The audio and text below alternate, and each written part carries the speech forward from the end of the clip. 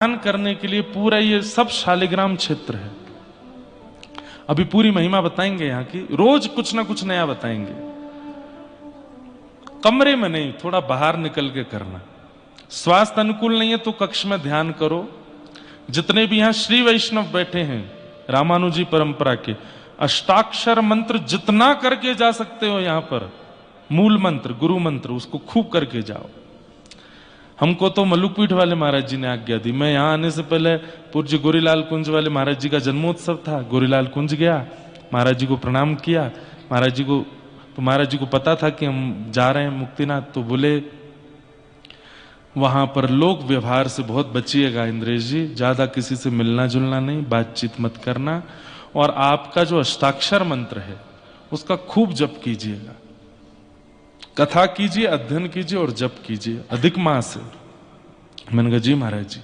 और फिर महाराज जी ने कहा लौट के आने से पहले आप अपने हाथ से शालिग्राम गंडकी जी से ढूंढ के हमारे लिए लाना। हमने कहा जी महाराज जी। शालिग्राम जी के लिए आज्ञा नहीं है खरीदने की।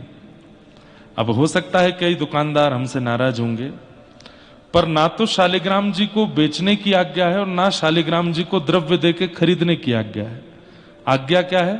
बोले स्वयं गंडकी जी में जाकर के स्नान करके अपने पूरे मनोबल से स्वयं निकालिए, और आपके अनुकूल शालिग्राम जी आपको मिल जाएं। उन शालिग्राम जी को लेकर के अपने गुरुदेव के पास जाइए, गुरुदेव से जाकर के कहिए कि हमारे शालिग्राम गंडकी जी से लाए।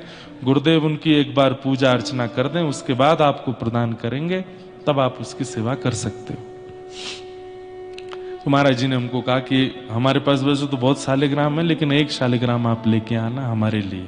मैंने कहा जी महाराज जी मैं करूंगा, मैं तो कभी गया ही नहीं हूं, अब आपसे आप यहीं के। मैंने कहा मेरे को बताना कहाँ स्नान करते हैं, कैसे जाते हैं, क्या नियम है क्या, तो सब करेंगे। मुक्त होने आए हैं हम, जीते जी मुक्त होना है। आज जिस भूमि पर हम बैठे हैं यह अद्भुत है।